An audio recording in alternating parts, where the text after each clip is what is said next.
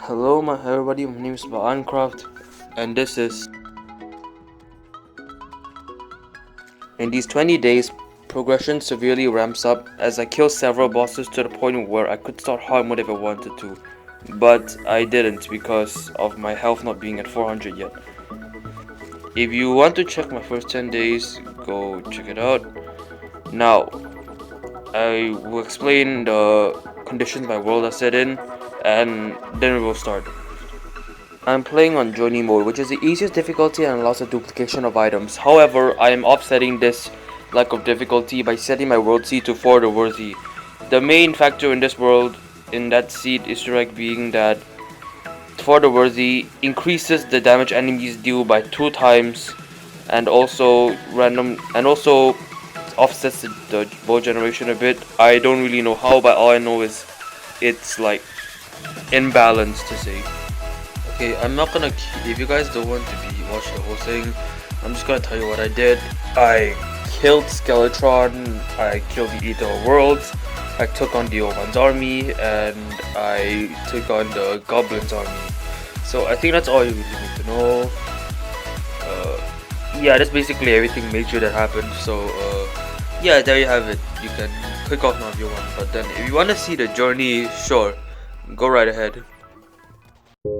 Before we start, I spent 7 days recording, editing, and like polishing the recordings. So if you could please give a subscribe to my channel, I would really appreciate it. Your subscription helps, and you can unsubscribe at any time you want. Anyway, let's really start.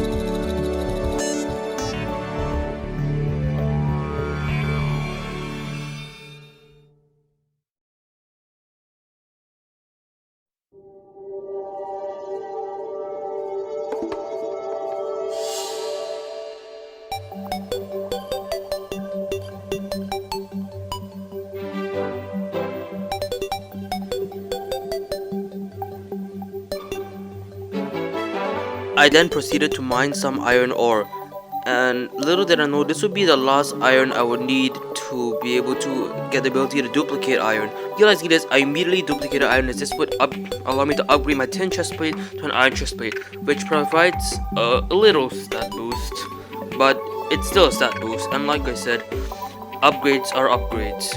Upgrades, people. Upgrades. We decided to do some more exploring and came across a beehive. And my friend kinda traveled a bit, and they did 17 to 20 damage to him. Well, he didn't really have a lot of armor, but this was a really dangerous precedent. And with a bit of caution, I think I decided to march forward. Long story short, we had access to a beehive now. We kept the larva alive though, and if you played Terraria before, you know this gives us access to a boss, which I'm not sure how hard it is, but it's journey mode. How hard can it really be? Back home, I made an iron breastplate to increase my defense and survivability. Increase my defense by 2, I think. No, increase my defense by 1, but an increase is an increase, like I said. The traveling merchant arrived while I was crafting stuff out of iron, so I went to check him out. For the most part, the merchants catalog was pretty average, but I did see a Star Wand and a foe, which I then proceeded to buy. Now you might be asking, don't those cost like gold or even platinum? Keep in mind, this is journey mode. I have the ability to duplicate things, and I've gotten the ability to duplicate silver coins. So I think we can see what happened next. Day 12. Started off by mining some gold. Shiny. I then found the jungle chest and ew, what the hell is that? Now onto the main part. We then decided to switch it up to expert mode temporarily, as this would increase the difficulty of the game, but doing so would also increase the loot drops significantly and accordingly to the drop rates. And as it turned out, I can't really seem to catch a break, can I? I immediately turned back the difficulty to journey mode, as I had no idea how hard the goblin army would be on expert mode, and with little to no preparations, we had to take on the goblin army. Cheers.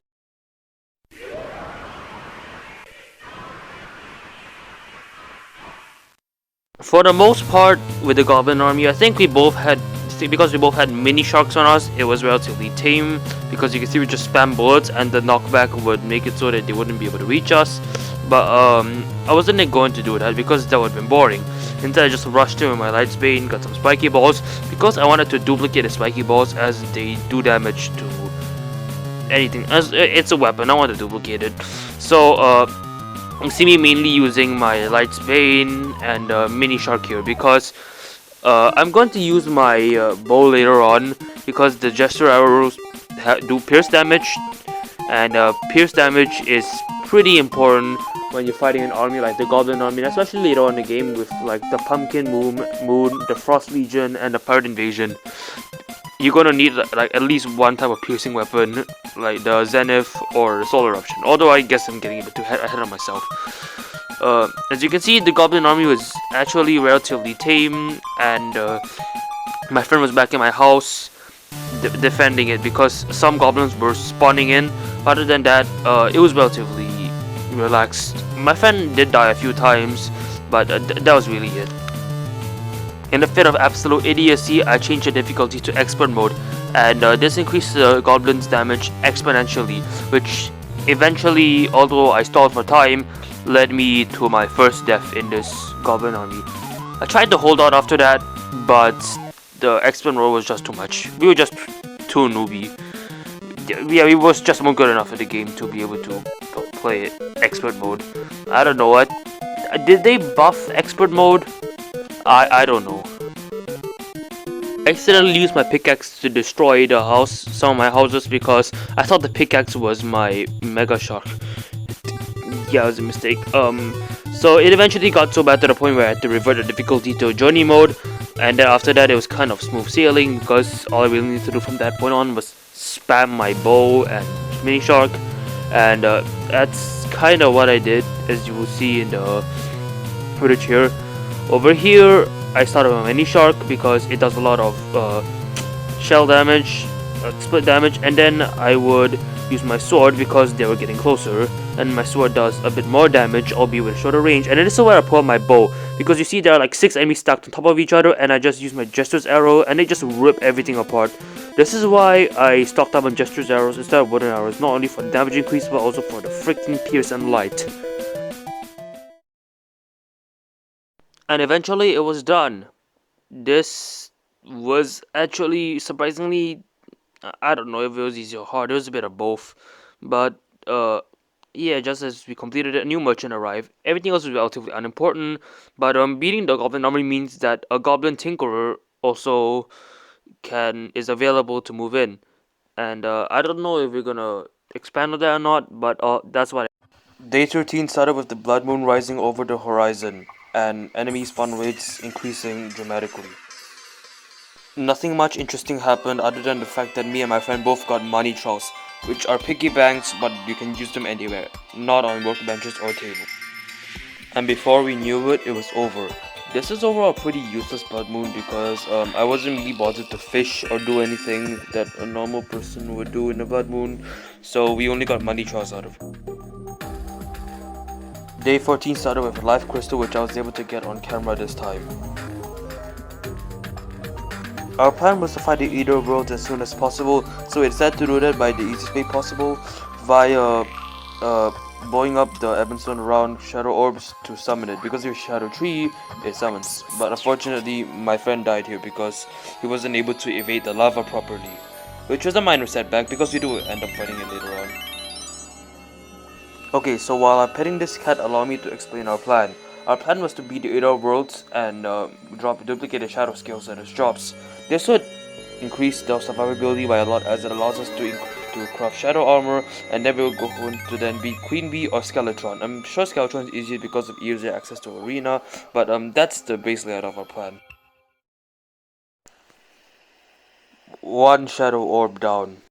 2 shadow orbs down. Alright, I've already tried to beat the 8 worlds on my first 10 days, but failed because I didn't really have good strategy and tried to book it for the surface. But now I'm more or less just using maining like gesture arrows and my ball of hurt, as well as I'm expecting to use my whip as well. But overall, I'm just using like a variety of weapons, as you can see over here, because my main strategy was just to like split it apart and spam ball of hurt, because I'd eventually get cornered like this, and the ball of hurt would just demolish it. You see them on damage is doing like 20, 19, and for enemy with segments that have like 70 health, yeah, that's not really very good for you. So yeah, all I really did was just spam it. You can see I was just holding on to it, and overall the defining factor here really was the ball of hurt, and eventually I killed it, as you'll see here. As come on, yeah, this was actually relatively underwhelming, if I'm not gonna lie. We both got shadow armor, and then we decided to at least kill like one more boss, because I have like a checklist to do for this next 10 days, and that is to get access to the dungeon, the Skeletron. But first of all, we thought we'd try out Queen Bee, and we'll do that soon, but you'll find that we weren't really very prepared. So yeah, nothing else interesting happened this day, so we'll just skip to the next. Day 14 started off with us trying to kill the Queen Bee, but I don't really have a definitive strategy for killing the Queen Bee. For me, it's just really a health battle. So we didn't really set up an arena, and this was our biggest mistake, because we had to maneuver the Queen Bee, and obviously my friend was really bad at maneuvering, as you can see here. So we actually lost the Queen Bee fight. We just, I don't know, I don't think I had the correct like strategy, because every boss has a strategy or like a very effective weapon. I don't know the order in which the ideal bosses are supposed to be completed in, but I'm pretty sure it's either World Skeletron and then Queen Bee, so I guess we took it out of order. I don't really know. It's not, you see, it wasn't very good. We ended up dying to poison and bees. Yeah, the bees are surprisingly annoying if you didn't know. But yeah, this was a good gauge of difficulty for us, and they told us we needed to learn more. On our way to the dungeon, we then found our tavern key. The tavern key could spawn anywhere in the world, and it spawned on our way to the dungeon. How lucky! We then decided to build an arena above the dungeon, as arenas are kind of like the defining factors of whether or not you beat the bosses. Trust me, like basically all my victories over bosses were with proper arenas, and half my losses were because we didn't have a proper arena setup. So we built a de facto arena, and there wasn't really much to stop us after that. I then went to talk to the old man, curse him, and summon his master with the AO boost active. I can't really say much for this fight other than this is basically exactly what I expected. I was on journey mode, so there was no new shit going on with the bosses. So, and I've already fought Skeletron a lot of times previously on normal and one, so I knew what to expect. But my friend wasn't moving, I don't know why. We both played well, so I guess less in tune with the next time. As you can see, I was kind of alternating between my weapons because I wanted the Finch to focus on the head, and because at the stage we were in the game, we were pretty good at dealing damage than the card enemy. So I wasn't really focusing much on the hands because the hands were relatively easy to dodge provided we stayed on the arena. But in this case, my friend came out of the arena, and that's what led to her very eventual death. As you can see, his hands health is very low, and yeah, he just couldn't make it. My plan was to use the ball of her to get in close contacts with him as soon as his head started spinning, but I switched to a range loadout, and this is where I basically decided that my loadout from this point on would be ranged, because as you can see, I'm kind of going out of harm's way, and I'm also doing quite a lot of damage in the process.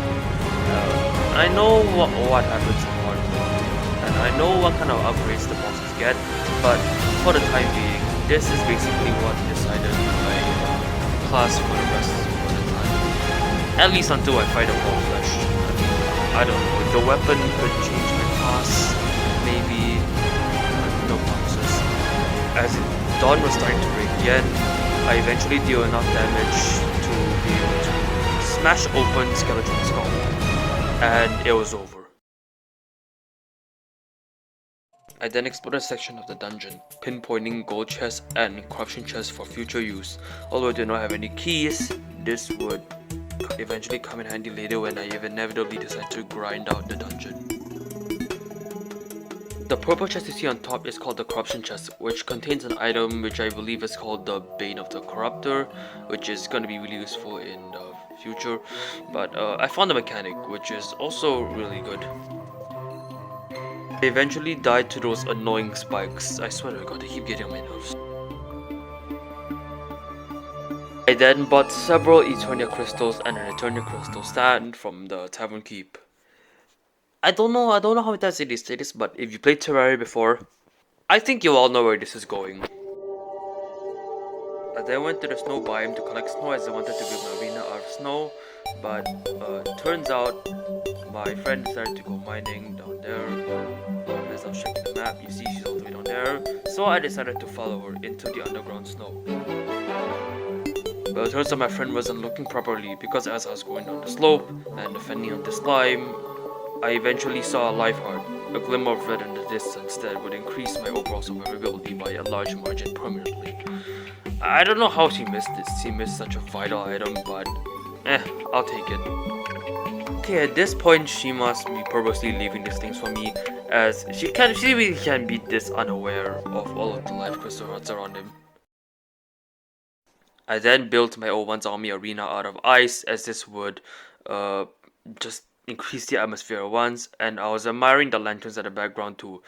I also built this one block high, as it would then give me space to put banners, and I'll be in range of the banners, so then if I kill enough of the enemies, I'll be able to find to put the banners on there to get an advantage over them. But setting up an arena was easier said than done, so it took unnecessarily long. I eventually met the criteria to be able to spawn the army, but I won't commentate over it this time. I'll just show you some clips of it and I quote Uber Danger on this: the grooviest video game music available.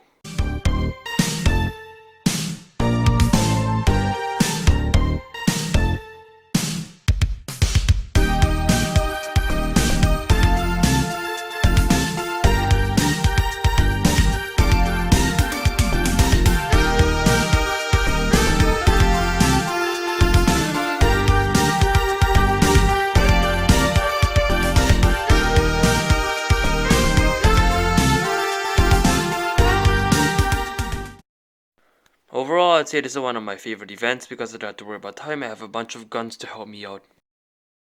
Day 16, I decided to go down to the dungeon to get loot, because the loot there is too good to pass up, even if I'm gonna die a lot. And trust me, I do die a lot. Most of my deaths in these 10 days come from the dungeon. In fact, I think it's roughly all of them come from the dungeon. Yeah, these spikes are my sleep paralysis demon, don't worry about it. While I was exploring the dungeon, a meteor landed, and I decided to mine a meteor. Meteor is an incredibly powerful ore, which can be used to craft a lot of ranged and magic weapons, as well as lightsabers. They aren't very strong, but they're still lightsabers. I mined enough meteorite to unlock the ability to duplicate them, and then I left. Because once you duplicate something, you really don't need that resource anymore. You basically have infinite amounts of it. I then went back to the dungeon where I got jumped by multiple skelly boys. God damn it, this dungeon is ruthless compared to my other ones, I don't know why. For the sake of duration, I'm just going to not talk about the deaths anymore, to save time. Oh yeah, the weapon I'm holding now is called the Star Cannon, which shoots fallen stars, which I was able to duplicate. This is a really powerful weapon, considering the phase of the game that we're in, so I'm gonna be keeping it for now. I was then able to kill enough of the enemies to get several golden keys, which I used to open the chest located in the dungeon. From there I got a cobalt shield, in which you can see I'm holding right now. The footage got lost, and I also then proceeded to open the chest on top, and inside was a Muramasa, which was something I needed to craft a really powerful sword that will be very useful later in game. I then found the Goblin Tinker NPC completely by accident. I don't know how, I'm just really lucky. It could have spawned anywhere in the cavern layer, and it spawned in the dungeon. So, yeah, good luck to me, I guess. Day 17, I started off grinding the O1's army as I wanted to give my friend a ballista rod, as she was planning on digging a elevator, which would be very handy, but then they're really powerful enemies and the ballista would help them. And plus, the O1's army is fun. At the dungeon, I then got a cream soda from a cursed skull that dropped it. I don't know how rare this is, but apparently this provides improvements to all stats, so win, I guess, and also a last golden key so that I'm able to duplicate golden keys now, so that means keys aren't a concern anymore. I then found an aqua scepter, which I'm relatively sure I'm not going to be using a lot since I'm a ranger, but a weapon is a weapon anyway, so I decided to take it. I would have, even if it was like useless to me. I then found a yo-yo in one of the dungeon's chests. So now I am able to switch from melee to range basically anytime I want to, so long as this is pre-Wall of Flesh. I then found the Shadow Key, which would allow us to be able to open chests in Hell, which contain even better loot than that in Heaven. And plus, I was able to duplicate it straight away, but then I ended up getting cornered. And yeah, I was kind of in a pinch here. Omae wa mou shinderu. Nani? And just when I died, a meteorite spawned. I then proceeded to duplicate my Shadow Key, so we're able to loot any kind of chest in the underworld now. Yay! Day 19, I built up to the space layer to start building my actual base. I chose space because corruption and the Hello won't be able to reach me once I get to hard mode, and this is going to be like a sanctuary or some sort if everything goes wrong. So yeah, this is like the entry hall, which is going to be my main room, and I really just spend a lot of the time building it while my friend digs the elevator to hell. After I was done walling off the area, I then decided to add some furniture and also a bit of chests and some decor. Added some shelves for the chest storage. Day 20, I decided to test out the elevator that my friend dug out. It takes a relatively long time to get from the surface to the underworld, so it was pretty, like, it wasn't very long, but still, it could be felt. I mean, it's kind of like falling into an abyss, if you will.